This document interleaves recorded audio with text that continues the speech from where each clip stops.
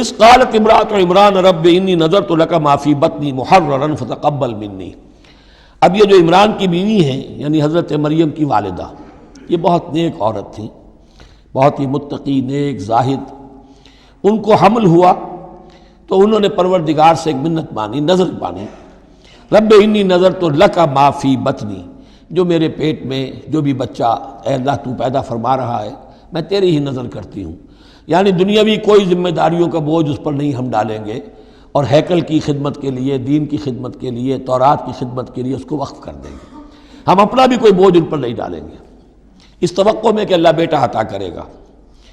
محررن کے مطلب ہے اسے آزاد کر دیں گے، تحریر آزاد کر دینا، حر سے، کہ کوئی ذمہ داری اس پر نہیں ہوگی، اسے ہم خالص کر دیں گے تیرے دین کی خدمت کے لیے اور ہیکل کی خدمت کے لیے۔ فتقبل منی، تو اے اللہ میری اس نظر کو تو قبول فرما لے، شرف قبول عطا فرما۔ انک انت السمیع العلیم، یقیناً تو سب کچھ سننے والا اور سب کچھ جاننے والا ہے۔ فلما وضعتها قالت رب انی وضعتها انثی، اب جب وضع حمل ہوا تو پھر اس نے کہا اے اللہ یہ تو میں ایک بیٹی جنم گئی ہوں، یعنی میری تو یہاں بیٹی ہو گئی ہے، میں تو امید میں تھی کہ بیٹا آئے گا تو اس کو جو ہے میں وقف کر دوں گی۔ اس وقت تک ہیکل کے خادموں میں کسی خاتون کو، لڑکی کو قبول نہیں کیا جاتا تھا۔ واللہ عالم بما وضعت، اللہ فرما رہا ہے کہ اللہ بہتر جانتا تھا کہ کیا اس نے جنا ہے، اسے کیا پتہ کیسی بیٹی جنی ہے۔ ولیس الذکر کالانثی، اور کہاں ہوگا کوئی بیٹا اس بیٹی جیسا۔ اس کے دونوں معنی کیے گئے، ایک تو ایسا کہ یہ گویا کہ قول مانا جائے حضرت مریم کی والدہ کا کہ لڑکا تو لڑکی کی طرح نہیں ہوتا، اب لڑکا ہوتا تو میں اسے خدمت کے لیے وقت کر دیتی، یہ تو لڑکی ہو گئی۔ اور ایک یہ بھی ہے کہ اللہ کی طرف سے اس کو مانا جائے واللہ عالم بما وضعت ولیس الذکر کالانثی، کوئی بیٹا ایسا ہو ہی نہیں سکتا جیسی بیٹی تمہیں دی ہے۔ وَإِنِّي سَمَّيْتُهَا مریم، اور وہی اب ان کا کلام شروع ہوا ان کی والدہ کا، مریم کی،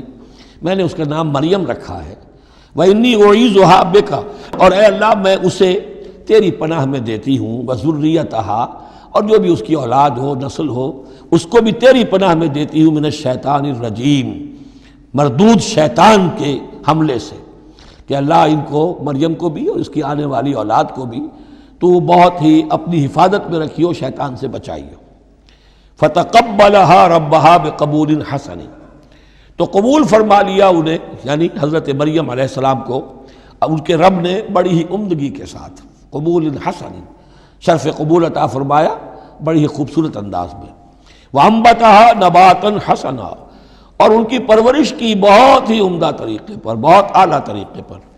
وکفلها زکریا، اور ان کو کفالت میں دے دیا، تربیت میں دے دیا حضرت زکریا کے۔ یہ حضرت زکریا جو ہیں یہ خالو تھے حضرت عیسیٰ علیہ السلام کے، حضرت مریم کے خالو، تو ہم ان کی تحویل میں، اور وہ اس وقت کے چیف کاہن تھے، چیف پریسٹ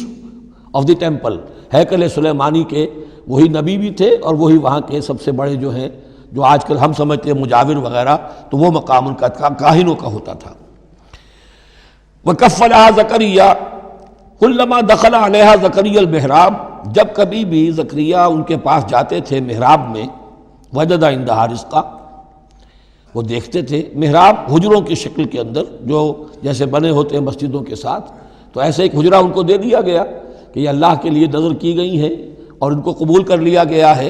تو اب ان کے لیے یہاں پر یہ حجرہ ہے، اس میں وہ رہتی ہیں۔ لیکن جب بھی وہ حجرے میں جاتے تھے تو دیکھتے تھے ان کے پاس کھانا،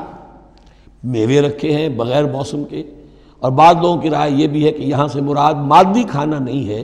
بلکہ علم و حکمت، کہ جب حضرت زکریا ان سے بات کرتے تھے